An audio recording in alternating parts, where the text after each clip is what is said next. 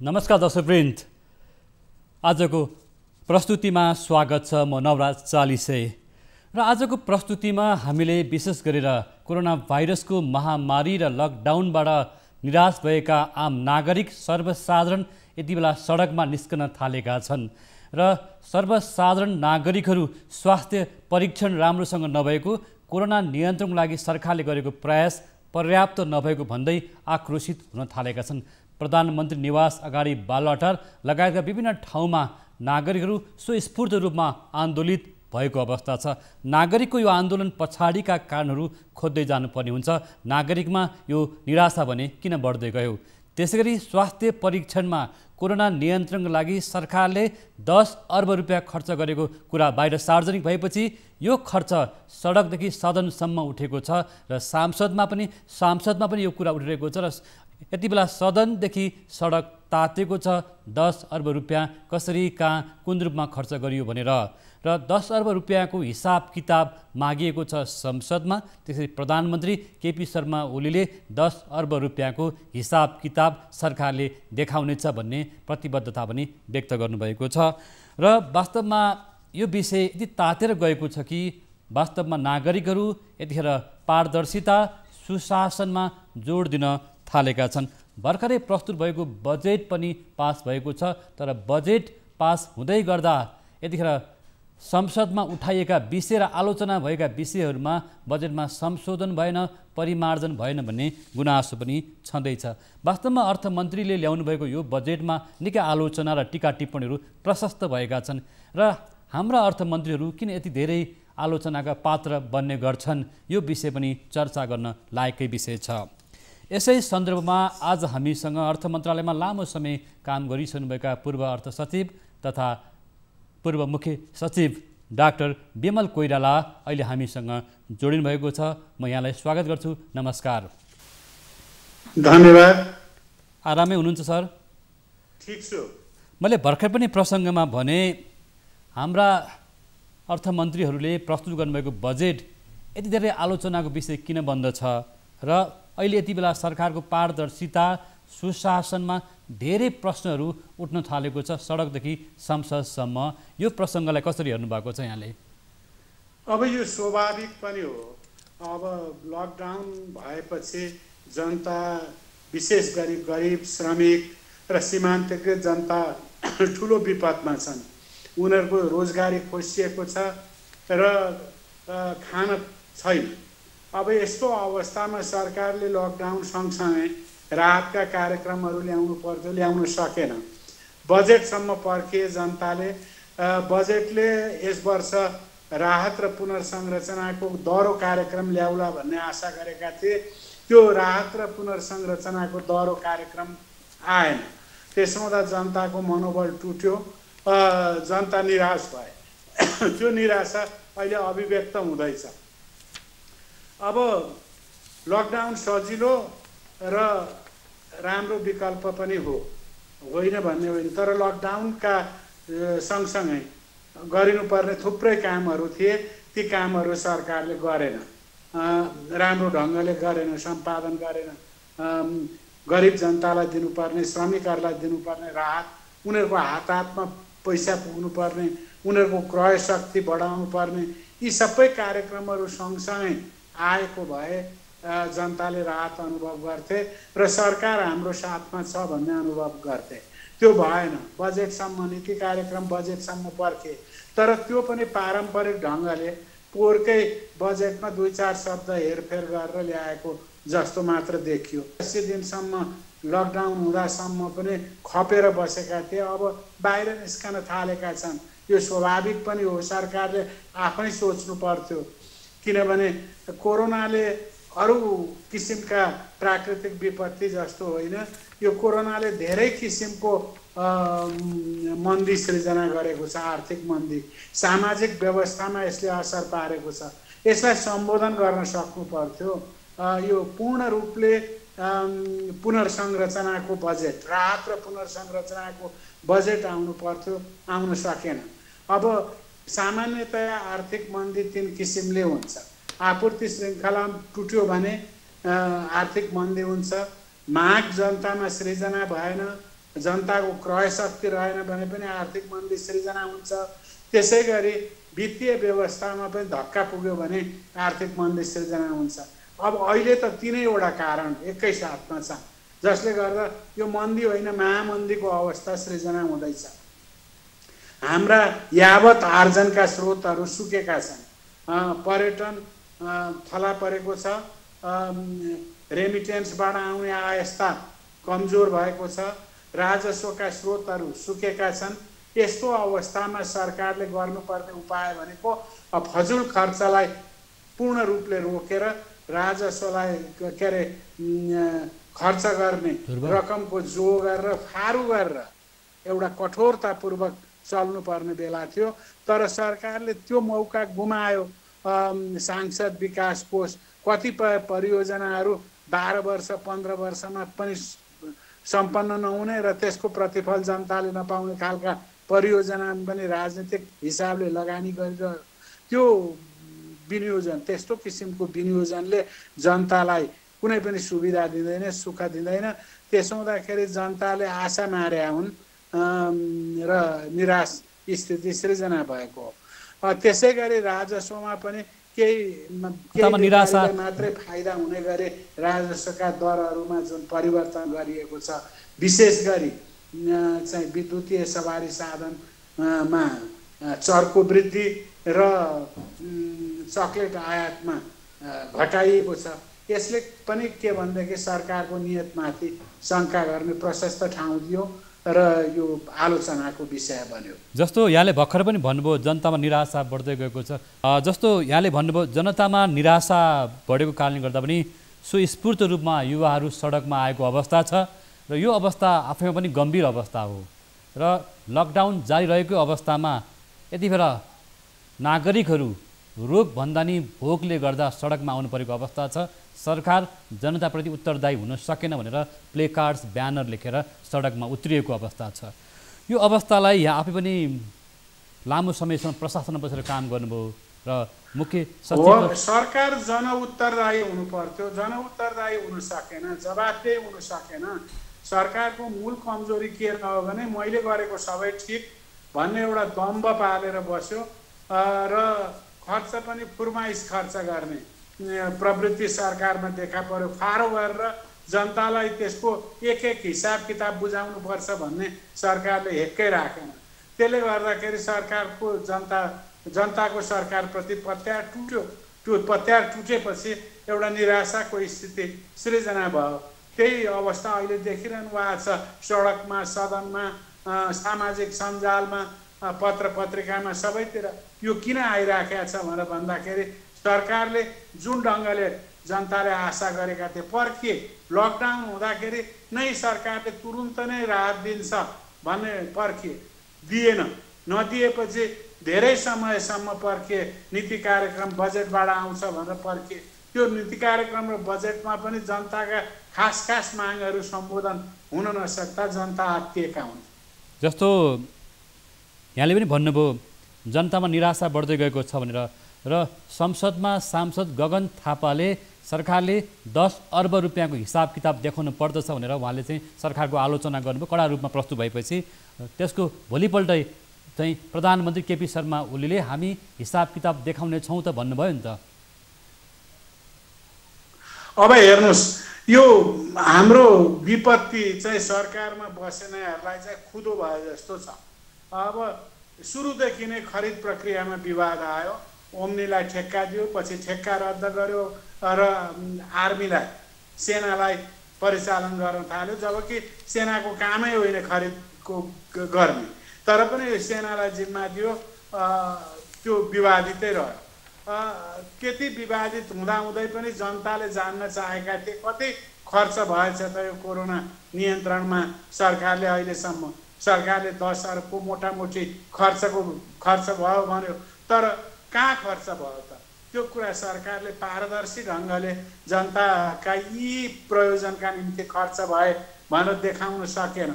सरकारले त यतिखेर पटुका कसेर जनतालाई सुख सुविधा दिने र एक एक पैसाको हिसाब किताब सार्वजनिक गरेर आफू चाहिँ प्रष्ट देखिने प्रयास गर्नु पर्थ्यो। त्यो प्रयास गर्न सकेन। नसकेपछि जनताले भन्न थाले कि चाहिँ यहाँ त केही त गडबडी छ र सरकारले राम्रो ढङ्गले खर्च गरेको छैन र सरकारले देश चलाउनु पर्यो, सरकारले सरकार चलाएर भएन, सरकारले सरकार मात्रै चलाएर बसेको जस्तो देखियो। जस्तो स्वास्थ्य मन्त्रालय अन्तर्गतको खर्चहरूमा शङ्काहरू चाहिँ उठ्न थालेपछि अथवा भनौँ न त्यहाँ आर्थिक अनियमितता भयो, भ्रष्टाचार भयो भनेपछि सरकारले सचिवहरू र विभागीय प्रमुख र स्वास्थ्य मन्त्रालयको कर्मचारीहरूको हेरफेर गर्यो र हामीले स्वास्थ्य मन्त्रालयसँग बुझ्दाखेरि यो माथिकै आदेशबाट भएको हो, हामीलाई दोष थोपर्ने काम हुँदैछ भनेर कर्मचारीको तहबाट जुन कुरा आइरहेको छ, यो अवस्था चाहिँ के हो?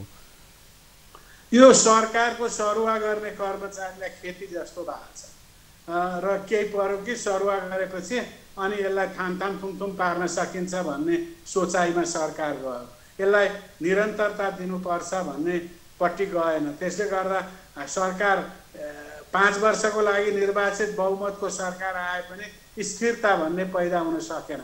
अहिले हेर्नुहुन्छ भने 1.5 वर्षमा 6वटा सचिव स्वास्थ्य मन्त्रालयमा फेरिएका छन्। झन् यस बेला जुन बेला कोरोनाको महामारी छ त्यो बेलामा त एउटा स्थिर दिगो प्रशासन दिएर त्यो विज्ञहरूलाई परिचालन गर्नुपर्ने ठाउँमा विज्ञहरूको मनोबल हर्ने काम चाहिँ भयो। यो चाहिँ दुर्भाग्यपूर्ण परिस्थिति सरकारले आफै निम्त्याएको हो। अब यसको उपचार पनि सरकारसँगै छ र सरकारले अब पनि चेतेन भने कहिले चेत्ने त? यत्रो हन्डर खाँदाखेरि पनि जनताको पक्षमा काम नगर्ने हो भने कहिले काम गर्ने त? यो त सोच्नु पर्यो। जस्तो स्वास्थ्य मन्त्रालय अन्तर्गत भएको खर्च यो 10 अरब रुपियाँ कहाँ गयो भन्ने कुराले यति ठुलो चर्चा पाइनदाखेरि सरकार यतिखेर बेखबर देखिएको छ र स्वास्थ्य मन्त्रालयका कर्मचारीहरू फेरबदल भएको अवस्था छ। यो अवस्थाले नागरिकप्रति सरकार जिम्मेवार देखिन भन्नु यहाँले। यसो हुँदाखेरि हो, एकदम नागरिकप्रति गैर जिम्मेवार मात्रै होइन, जवाबदेहिता शून्य परिस्थिति निर्माण भयो। यो जवाबदेहिता शून्य परिस्थिति र गैर जिम्मेवारीपनले हामीलाई उधोगतितिर धकेलिराखेको छ र यो खालि उन्नतिको प्रश्न मात्रै होइन, यो जनताका न्यूनतम आवश्यकताहरूलाई सम्बोधन गर्ने विषयसँग पनि गाँसिएको विषय हुनाले जनताले यसलाई हेरिराखेका छन् कि सरकार हाम्रो निम्ति काम गरिराखेका छ छैन। जब जनताले त्यो आशा मार्न थाले र एउटा निराशाको अवस्था पैदा भयो, त्यसपछि शङ्का झन् बढ्न थाल्यो र सरकारले त्यो जनतामा बढेको सङ्ख्यालाई निराकरण गर्नलाई जुन ढङ्गले पारदर्शी हिसाबले जवाबदेहीपूर्ण हिसाबले आउनु पर्थ्यो, सरकार आउन सकेन। सरकार बल्मी च्याइ गरेर बस्यो। बजेटको विषयमा यहाँले भन्नुभयो, यहाँले अर्थ मन्त्रालयमा सचिव भएर लामो समय काम गरिसक्नु भएको छ अर्थ सचिवको रूपमा। बजेटमा पनि नागरिकको अपेक्षा थियो, किनभने लकडाउन त्यसै गरी कोरोना भाइरसको महामारीको यो विपत्तिमा आउने बजेटले नागरिकलाई केही न केही राहत दिन्छ भन्ने आशा थियो। तर यसपटक अर्थमन्त्री नराम्रोसँग आलोचित हुनुभयो। वास्तवमा उहाँ अर्थतन्त्रको विषयमा ज्ञाता चाहिँ रहनुभएको चाहिँ अर्थमन्त्री भएको अवस्थामा पनि बजेट यति धेरै आलोचित बन्नु पछाडिको कारण के लाग्छ यहाँलाई? अब हेर्नुहोस्, राज्यको प्राथमिक कर्तव्य भनेको नागरिकको जीवधनको रक्षा र सीमान्तकृत जनतालाई न्यूनतम सेवा सुविधा पुर्याउनु हो। राज्य त्यो कर्तव्यमा चुकेको छ, आफ्नो प्राथमिक कर्तव्यमा चुकेको छ। अन्त भए यस्तो प्राथमिक कर्तव्यमा चुकेको राज्यलाई असफल राज्य भनिन्थ्यो। तर अब मैले चाहिँ असफल राज्य नभनौँ, तर असफलतातर्फ उन्मुख चाहिँ अवश्य भएको छ र यो हुनु दुर्भाग्यपूर्ण परिस्थिति हो। र अर्थमन्त्री जाने बुझेको अर्थमन्त्री हुनुहुन्छ, तर पनि उहाँले त्यो राजनीतिक हिसाबले अर्थ राजनीतिको व्यवस्थापन गर्न सक्नु भएन अथवा राजनीति उहाँले विश्वासमा लिन सक्नु भएन। के भएर हो उहाँ बहकिनु भयो र बजेटमा जुन राहत र पुनर्संरचना चाहिँ प्राथमिकताका साथ आउनु पर्थ्यो, त्यो राहत र पुनर्संरचना प्राथमिकताका साथ आएन। खालि पन्छाउने काम मात्रै, ब्याङ्करलाई यति दिने, ब्याङ्करले ब्याज छोड्ने, उसले यसो गर्ने, उसले सरकारले चाहिँ के गर्ने त? सरकारले गर्ने कुरा चाहिँ प्रष्टसँग बजेटमा आउनु पर्थ्यो। त्यो सरकारले गर्ने कुरा बजेटमा आउन सकेन। जनताले सोझै सरकारबाट के पाउँछन् त? खै केही पनि पाएनन्। अनि स्थिति बिग्रेको कारण त्यो अर्थमन्त्रीले नबुझेर नगरेको त हो जस्तो लाग्दैन, तर उहाँले त्यहाँ राजनीतिक व्यवस्थापन गर्न सक्नु भएन, त्यो चाहिँ निश्चित हो। किनभने यति बेला प्रधानमन्त्रीको विश्वास पात्र अर्थमन्त्री रहेको अवस्थामा पनि अर्थमन्त्रीको आलोचनाको ग्राफ त निकै बढ्यो नि, होइन? हो, अब बढ्यो। अब राजस्वका दरहरूको हेरफेरमा पनि बढ्यो, यो बजेटको पुनर्संरचनामा पनि बढ्यो, अर्थ ढाँचालाई चाहिँ पुनर्ताजगी गर्नुपर्ने कुरामा पनि बढ्यो। बढ्न त बढ्यो, तर अब प्रधानमन्त्रीले यही आधारबाट विश्वासमा लिनुभएको हो भने जस्तो पनि लाग्छ। किनभने राजनीतिक प्रियतावादका कार्यक्रमहरू घटेका छैनन्, हटेका छैनन्। सांसद विकासको छ र कतिपय परियोजनाहरू 15 वर्ष 20 वर्षमा पुरा नहुने र खालि राजनीतिक रूपले विनियोजन गरिएका योजनाहरू जिउका तिउ छन्। त्यस्तो अवस्थामा प्रधानमन्त्रीलाई पनि केही राजनीतिक तुष्टि भयो होला, तर के छ भने क्षणिक तुष्टिको निम्ति दीर्घकालीन अर्थस्वास्थ्य चाहिँ बिगार्नु भएन मुलुकको। त्यो कुरा चाहिँ त्यति सोचाइ चाहिँ पैदा भएको जस्तो देखिएन। विगतमा नै अर्थमन्त्रीहरू राजस्वसँग जोडिएको सूचना चाहिँ चुइयाको आधारमा निकै आलोचित भएको अवस्था थियो। यसपटक पनि चकलेटमा घटाइएको कर अथवा भनौँ न त्यसै विद्युतीय सवारी साधनमा बढाइएको करको विषयमा कुनै एउटा व्यापारिक समूहले फाइदा लियो भनेर निकै चर्चा भइरहँदाखेरि अर्थमन्त्रीको नाम जोडेर आएको अवस्था छ। यो अवस्थालाई तपाईँ त आफै पनि बजेट लेख्नुभएको चाहिँ अर्थ मन्त्रालय बसिरहनुभएको सचिव हुनुहुन्छ, के यस्तो हुन सक्छ? अब हेर्नुहोस्, राजस्वको दरहरू चाहिँ बजेट आउने अघिल्लो राति त्यही राति चाहिँ तय हुन्छ, तर अब अर्थमन्त्रीको मनमा त होला कतै कुरा चुइयो भने बेग्लै कुरा हो। अब यसरी अब चकलेटमा चाहिँ के देखिन्छ भने जानी जानी घटाएको जस्तो देखिन्छ र उसमा पनि विद्युतीय सवारी साधनमा पनि जानी जानी बढाएको देखिन्छ। तर त्यो बढाउनु र त्यसभन्दा ठिक अघि गाडी चाहिँ सस्तो दरमा आयात हुनु, यो चाहिँ बाघ कराउनु र बाख्रो हराउनु जस्तै भएको छ। जस्तो यो अर्थ राजनीतिमा यो विषय निकै जोडदार रूपमा उठेको छ। चकलेटमा घटाइएको कर र विद्युतीय सवारी साधनमा बढाइएको कर, यो दुईवटा विषयमा कि व्यापारिक चलखेल भएको आधारहरू देख्नुहुन्छ त तपाईँले बाहिर बसेर हेर्दाखेरि? हुनसक्छ, हुन सक्दैन पनि त्यो थाहा छैन, तर चकलेटमा घटाउनु चाहिँ कुनै हिसाबले पनि जायज मानिँदैन। किनभने यो गरिबले उपभोग गर्ने वस्तु होइन, धनीले उपभोग गर्ने वस्तु हो। यो चाहिँ विलासी वस्तु नै हो। त्यसो हुँदा विलासी वस्तुमा भन्सार अकस्मात घटाउनु चाहिँ जायज होइन। यसको मतलब त्यहाँ कुनै व्यापारिक समूहको चलखेल छ? हुनसक्छ, म त्यो यकिन साथ त भन्न सक्दिनँ, तर अब केही स्वार्थ त होला। तर बजेट चाहिँ यहाँले बनाउँदाखेरि त्यस्तो व्यापारिक समूहको दबाब विगतमा नै आउने गर्थ्यो या अहिले चाहिँ बढी मात्रामा आइरहेको छ? हो यति बेला यस्तो भएको? अब दबाब त नभनौँ, उनीहरूको स्वार्थ त प्रकट हुन्थ्यो धेरै समय, तर मुलुकले गर्ने त मुलुकको स्वार्थ हो नि, मुलुकको आर्थिक स्वार्थलाई हेर्नुपर्छ नि सबभन्दा प्राथमिकतापूर्वक। त्यसो हुँदाखेरि कुनै अमुक व्यापारीले भन्यो वा चाहिँ व्यापारको सङ्गठनले भन्यो भन्दैमा त्यसलाई परिवर्तन गरिहाल्नु हुँदैन। मुलुकको आर्थिक स्वार्थसँग बाझिने भएन भने मात्रै हो हेर्ने। जस्तो यति बेला पेट्रोलियम पदार्थको आयात घटाउनु पर्ने र विद्युतको चाहिँ उत्पादन बढाउनु पर्ने भन्ने कुरा आइरहेको थियो। सरकार आफैले पनि भनिरहेको थियो पेट्रोलियमको आयातलाई प्रतिस्थापन गरिनेछ र विद्युतका सवारी साधन र विद्युतीय सामग्रीहरू जस्तो चुलो, हिटर जस्ता सामग्रीहरू बढाइनेछ, प्रयोगमा ल्याउने भनिएको छ। तर यति बेला विद्युतीय सवारी साधनमा लगाएको कर त निकै आलोचनाको विषय बन्यो नि त। अब हेर्नुहोस्, यहाँनिर पनि एउटा कमी देखिन्छ, ठुलो कमजोरी। अब एकापट्टि हामीले विद्युत ऊर्जामा जोड दिनु परेको छ र पेट्रोलियम पदार्थ जस्ता फोसिल फ्युएल्सको खपतमा कम गर्नु परेको छ। त्यसको लागि बिजुली उत्पादन गर्ने उत्पादनकर्ताहरूलाई जुन सहुलियत दिनुपर्ने त्यो सहुलियत दिन सकेको छैन यो बजेटले। र विद्युत उत्पादन चाहिँ पारम्परिक ढङ्गले जति भइरहेको छ त्यसैमा हामीले चित्त बुझाउनु पर्ने परिस्थिति छ। त्यसले गर्दाखेरि पेट्रोलियम पदार्थलाई प्रतिस्थापन गर्ने नीति चाहिँ हामीले ल्याउन सकेनौँ, त्यहाँनिर पनि कमजोरी देखिन्छ। जस्तो यसपटक एउटा चर्चाको विषय भनेको छ सरकारले करदाताहरूलाई अथवा उद्योगी व्यवसायीलाई नागरिकलाई कर बुझाउनुहोस्, जति सक्दो छिटो कर बुझाउनुहोस् भनेको अवस्था छ एकातिर त्यो भने, अर्कोतिर लकडाउनबाट थला परेको अवस्था पनि छ, उद्योग व्यापार बन्द छन्, नागरिकको जीवन पनि निकै खस्कँदो अवस्थामा छ। करमा पनि सरकार विवादमा मुछियो कि सरकारको ढुकुटीमा यति बेला साधन स्रोत नभएको अवस्था हो त? बाहिर चर्चा पनि चलिरहेको छ अहिले सरकारसँग खर्च गर्ने पैसै छैन, रकमै छैन, तलब भत्ता पनि खाने अवस्था छैन भन्न थालेका छन्। यो अवस्था आएको हो?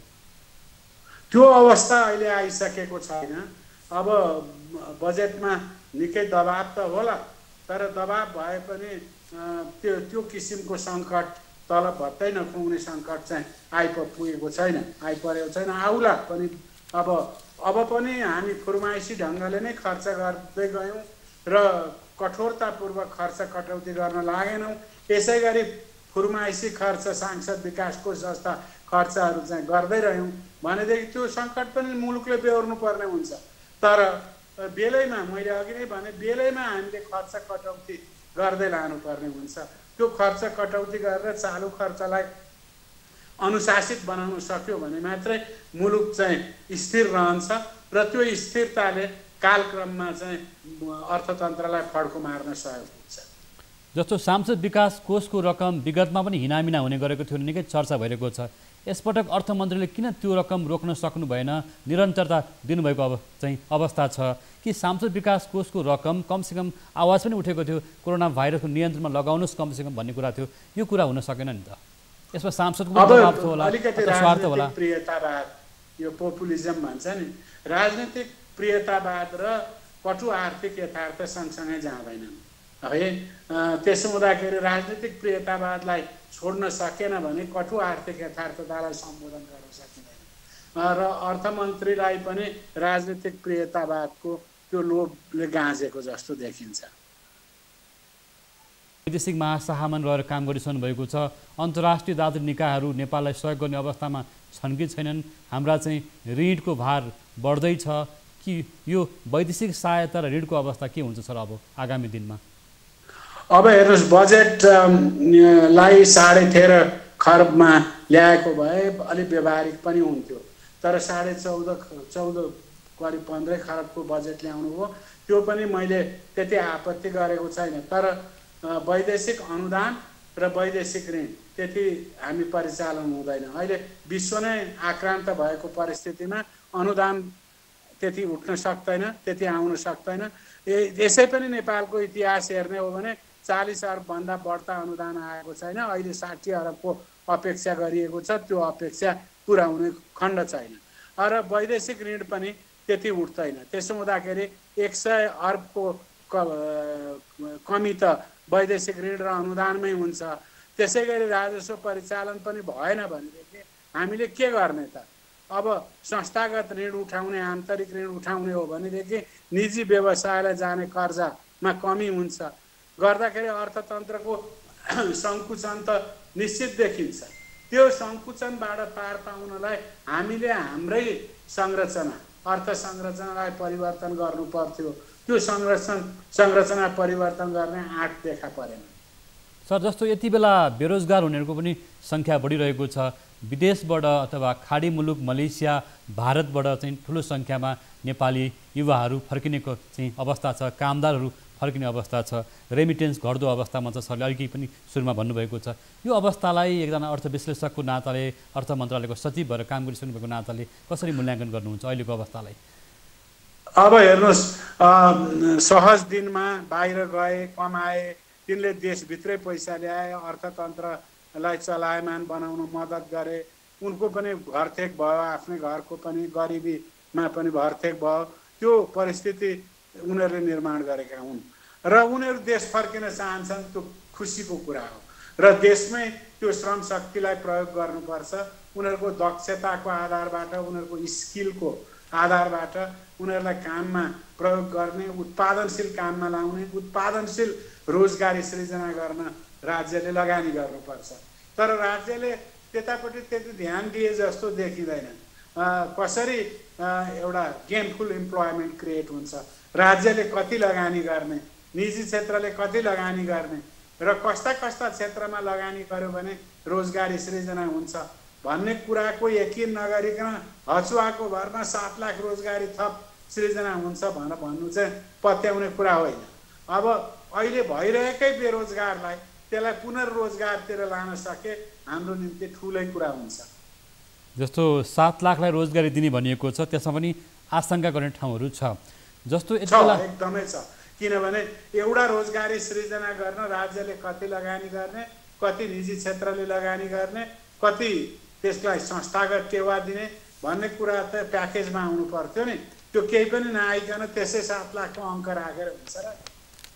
जस्तो यति बेलाको बजेट चाहिँ के अपेक्षा गरिएको थियो भने नागरिकलाई राहत आउन सक्छ, घरबाट मिना हुन सक्छ, ब्याजमा सहुलियत हुन सक्छ, अथवा साना ठुला व्यवसायी अथवा मध्यम अथवा मझौला व्यवसायीहरूलाई पनि केही न केही चाहिँ राहत आउन सक्छ, आर्थिक प्याकेज आउन सक्छ र बेरोजगारीको चपेटामा परेका नागरिकहरूलाई केही न केही रोजगारीको अथवा अवसरहरू सिर्जना हुन सक्छ, कर्मचारीहरूलाई पनि तलब वृद्धि अथवा कुनै एउटा चाहिँ अपेक्षा हुन सक्छ, किसान मजदुरहरूलाई अथवा चाहिँ बिउ बिजनमा सुविधा हुन सक्छ, रासायनिक मलमा अनुदान आउन सक्छ भन्ने यावत अनुमानहरू थियो होला। ती सबै अनुमानहरू फेल भयो त सर? अब हेर्नुहोस्, यसमा पूर्ण रूपले सम्बोधन गरेको छ, आंशिक सम्बोधन छ केही कुरामा, कृषि क्षेत्रको प्राथमिकताका कुरामा, स्वास्थ्य क्षेत्रको प्राथमिकताको कुरामा केही आंशिक सम्बोधन भएको छ। तर यसलाई पुनर्संरचना गर्नुपर्ने मौका थियो। यतिखेर चाहिँ रोजगारी कसरी सृजना गरिने, गुमेका रोजगारहरूलाई कसरी काममा लाउने, तिनीहरूलाई व्यवस्थित कसरी गर्ने भन्ने चुनौतीलाई सम्बोधन गर्ने ढङ्गले एउटा प्याकेजमा कार्यक्रम आउनु पर्थ्यो। त्यो आउन सकेन। छिटपुट कार्यक्रमहरू केही छन्, तर त्यसले नतिजा दिइहाल्छ भन्ने विश्वास गर्ने ठाउँ चाहिँ छैन। बजेटमा अर्थमन्त्रीले प्रशस्त राजनीतिक सहकारी पनि गर्नु भएन, पार्टीभित्रै पनि भन्ने आलोचना छ। पार्टीकै नेताहरूको पनि, नेकपाकै नेताहरूको पनि गुनासो आइरहेको छ। पर्याप्त अभ्यासहरू हुनुपर्ने अथवा बजेटमा व्यापक जनसहभागिता हुनुपर्ने हो कि अथवा प्रशासनिक तहमा, कर्मचारीको तहमा अथवा राजनीतिक तहमा त्यो छलफल पनि पर्याप्त हुन सकेन र अर्थ मन्त्रालयका पदाधिकारीहरूलाई नै कति कुराहरू थाहा भएन भन्ने पनि कुराहरू आइरहेको छ। यहाँलाई पनि त्यो खालको सूचना आएको होला। यस्तो भयो भने त कमसेकम बजेटलाई सन्तुलित हुन सक्दैन होला नि त सर? अब हेर्नुहोस्, यो चाहिँ व्यापक कन्सल्टेसनको प्रक्रियाबाट बजेट बनाउनु पर्छ। बजेट बनाउँदाखेरि सबै तह तबकाका मानिसहरूसँग सरसल्लाह गरेर सुझाव लिएर कसरी छरितो र कसरी परिणाममुखी बजेट ल्याउन सकिन्छ भन्नेतर्फ जानु पर्थ्यो। तर अब केही राजनीतिक मानिसहरूलाई त रिझाउनु नै भएको होला, नरिझाइकन त त्यो बजेट आउँदैन थियो। तर अब व्यापक रूपले जुन हुनु पर्थ्यो त्यो भएन भन्छु म। जस्तो यो बजेटमा जति खालको जुन खालको ब्रिफिङ सल्लाह अथवा यहाँले पनि भन्नुभयो नि, अथवा त्यो सबै चाहिँ राजनीतिक परामर्शहरू पनि हुन सकेन, जसको कारणले गर्दा बजेट धेरै आलोचित बन्यो भन्दाखेरि अब आखिर बजेट त पास भइसकेको छ, प्रस्तुत भइसकेको छ। यो बजेटलाई सुधार गरेर लिएर जाने, यसको यसो कार्यान्वयन पक्षलाई प्रभावकारी बनाउने त्यो अवस्था के होला? लकडाउन पनि कहिलेसम्म जाने हो यो पनि थाहा छैन। कोरोना भाइरसको विपत्ति कहाँसम्म पुग्ने हो थाहा छैन। सरकारको ढुकुटी रित्तिँदै गएको छ भनिएको अवस्थालाई कसरी हेर्नुहुन्छ? अब हेर्नुहोस्, यो लकडाउन कहिलेसम्म, लकडाउन मात्रै होइन, कोरोनाको आतङ्क कहिलेसम्म रहन्छ भन्ने कुरा थाहा छैन कसैलाई पनि।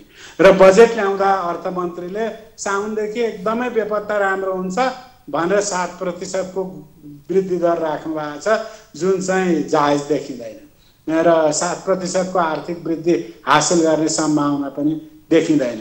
त्यसो हुँदाखेरि यो आकलन गर्ने कुरा पनि नपुगेको जस्तो, कमजोर भएको जस्तो देखिन्छ। किनभने यो कोरोनाको असर चाहिँ अझै 1 वर्ष 1.5 वर्षसम्म हाम्रा अर्थ क्षेत्रका विभिन्न अवयवहरूमा रहिरहन्छ।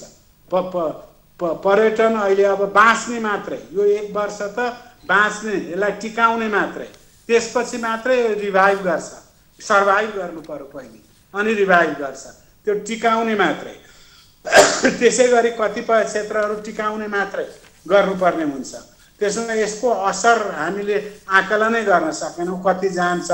हामीले विभिन्न सिनारियोमा राखेर हेर्नु पर्थ्यो, त्यो पनि हेर्न सकेनौँ। के गर्दा 7% को वृद्धि हुन्छ त थाहै छैन। कहाँ कति वृद्धि हुँदा 7% को वृद्धि हुन्छ, सेवा क्षेत्र कसरी बढ्छ थाहै छैन। अहिले वित्तीय क्षेत्र पनि धराशायी हुँदैछ है। साना व्यवसाय, मझौला व्यवसाय, ठुला व्यवसायको त्यस्तै हालत छ। अब जलविद्युत आयोजनाहरूमा कुनै सुविधा सरकारले प्रदान गरेको छैन, तिनीहरू पनि वञ्चित छन् सम्पूर्ण सुविधाबाट र तिनीहरू आक्रान्त छन्। अब यस्तो अवस्थामा यो सबै क्षेत्रलाई समेट्ने किसिमले आएको भए एउटा आर्थिक वृद्धि दरको लक्ष्य स्वाभाविक पनि हुन्थ्यो। अहिले अब हामीले 2.3% आर्थिक वृद्धिको आशा गरेका छौँ। अब हेरिराख्नुहोस् असार मसान्तसम्म त्यो 0.5% भन्दा माथि जाँदैन, त्यो अवस्था छ। त्यसो हुँदाखेरि हामीले सही कुरालाई सही कुरा हो भन्न हिचकिचाउनु हुँदैन।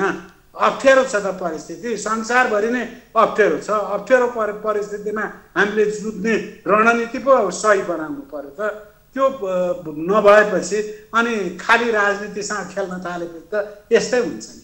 के यसको मतलब बजेटमा धेरै कुरा लुकाउन खोजिएको जस्तो छ, अथवा धेरै कार्यक्रम समावेश गरिएको छ, अथवा यी सबै कार्यक्रमहरू व्यवहारमा लागू हुन सक्दैन भन्नु खोज्नु भएको हो? होइन, पूर्ण रूपले लागू हुन सक्दैन। त्यो त सबैले देखेकै कुरा हो नि। मैले भनिरहनु पर्छ र पूर्ण रूपले लागू हुनै सक्दैन। अहिले नै पनि हेर्नुहुन्छ भने सडकमा छिटपुट काम भएको छ, अन्त काम भएको छैन। अब असार मसान्तमा पैसा लिनेहरूको धुइरो हुन्छ। अब के गर्ने त? अब साउनपछि तत्काल काम सुरु होला त? सरकारसँग पैसा पनि छैन आफ्नो ढुकुटीमा, अनि के गर्ने? दसैँ आउँछ, दसैँ खर्च दिनुपर्छ कर्मचारीलाई, सांसदहरूलाई, अनि के गर्ने? जस्तो यहाँकै शब्दमा यो सम्पूर्ण परिस्थितिलाई आकलन गरेर यो परिस्थिति आउँदा, खराबै परिस्थिति आयो भने यी रणनीतिहरू हुनेछन् र परिस्थिति सहज बन्दै गयो भने हामीले यसलाई अलिक कुकुलो ढङ्गले हेर्छौँ भन्दिया भए त पत्याउँथ्यो नि मान्छेले। नपत्याउने परिस्थिति त सरकारले नै सृजना गर्यो, साउनपछि सबै बेपत्ता राम्रो हुन्छ भन्ने बनाएर।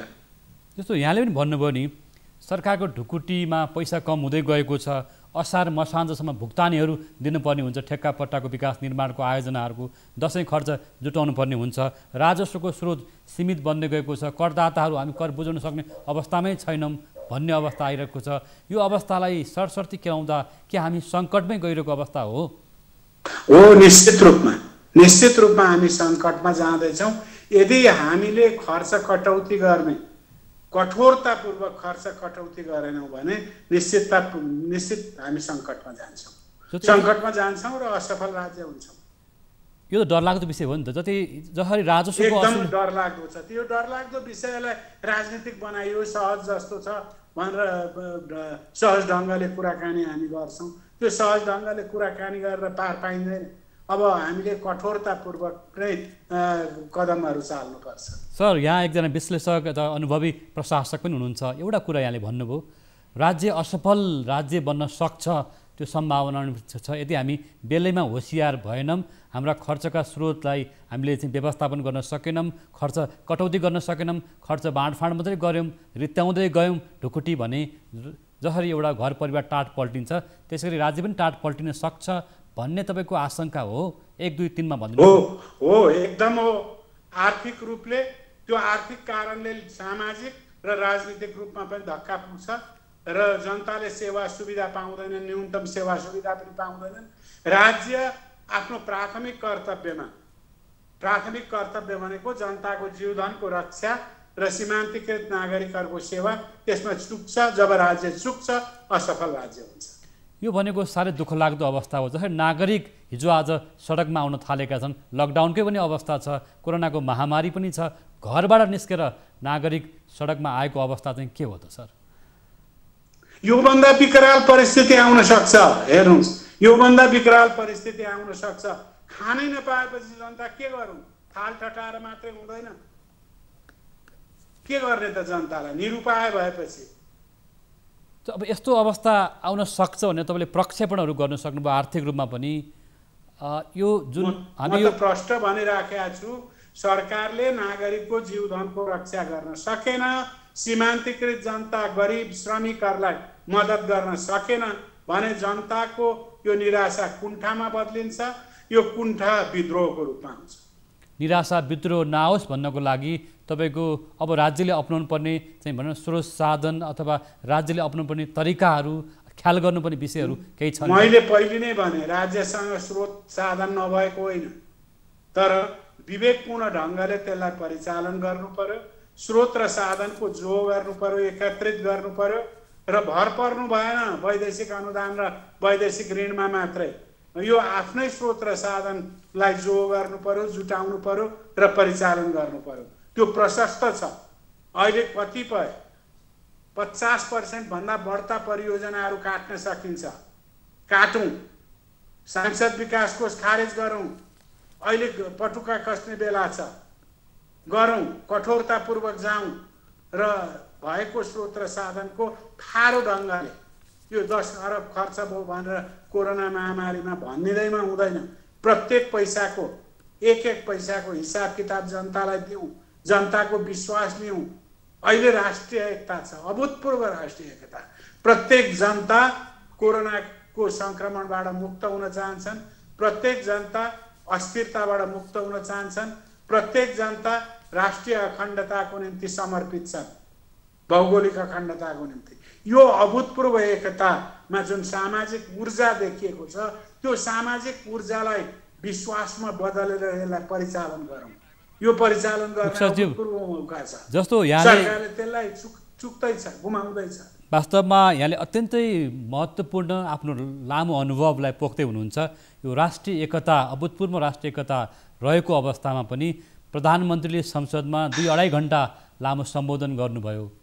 यो सम्बोधनका बारेमा नि विभिन्न खालका आकलनहरू भइरहेको अवस्था छ कि नागरिकको विश्वास यदि बहुमत प्राप्त सरकार, बलियो सरकार हुँदा पनि सरकारप्रति जुन खालको लान्छना, आरोप, आशंका, अविश्वास बढ्दै गयो नि, यस पछाडिको कारण के त?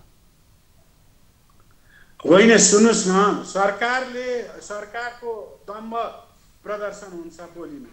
सरकारले भन्नु पर्यो प्रश्नसँग, अप्ठ्यारोमा छौँ हामी, जनता अप्ठ्यारोमा छ र यो अप्ठ्यारोमा परेको जनतालाई मुक्त गराउन हामी प्रयास गर्छौँ। यसो गरेर हामी खर्च कटौती गर्छौँ, तपाईँ जनताको हातमा पैसा पुर्याउँछौँ, तपाईँको क्रय शक्ति बढाउँछौँ, बजारलाई चलायमान बनाउँछौँ। किन भन्न नसक्ने? अप्ठ्यारोमा परेको कुराहरू किन लुकाउनु पर्यो?